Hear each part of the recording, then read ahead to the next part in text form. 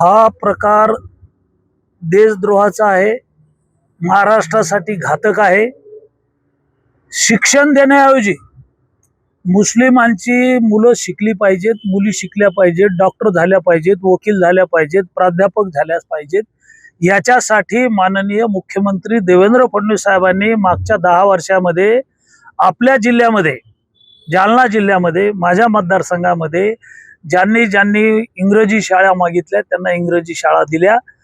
इंग्रजी शाळेमध्ये जर असे प्रकार होत असतील, देशद्रोहाचं प्रशिक्षण दिलं असेल, पाकिस्तानच्या अतिरेक्यांचे व्हिडिओ आणि आदर्श दाखवत असतील तर यांच्यावर मोका लावला पाहिजे। मी कालची लक्षवेधी सूचना पाठवलेली आहे, कालची अर्ध्या तासाची चर्चा पाठवलेली आहे।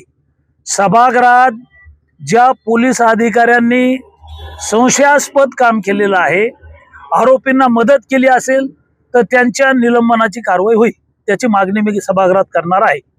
मुख्यमंत्री देवेंद्र फडणवीस साहेबांकडे तक्रार केलेली आहे, माननीय शिक्षण मंत्री महोदयांकडे तक्रार केलेली आहे, माननीय उच्च शिक्षण मंत्री यांच्याकडे तक्रार केलेली आहे। अधिवेशन 21 तारखेपासून आहे।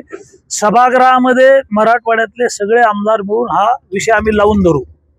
शिक्षण विभागाने जर कारवाई केली नाही किंवा पोलिसांनी कारवाई केली नाही, याची मान्यता रद्द झाली नाही किंवा सभागृहामध्ये यांच्यावर मोका पोलिसांनी, जालना पोलिसांनी लावला नाही तर सभागृहात पोलिसांच्या संदर्भातली संशयास्पद भूमिका जर असेल तर त्यांना त्यांच्यावर निलंबनाची कारवाई झाली पाहिजे। एक आमदार म्हणून तुम्ही तक्रार करता, प्रशासन त्याची दखल घेत नाही, चौकशी होत नाही, कुठेतरी याच्यामुळे सगळा संशय बळावतो या प्रकरणामध्ये की प्रशासन कुठेतरी मदत करते का त्यांना?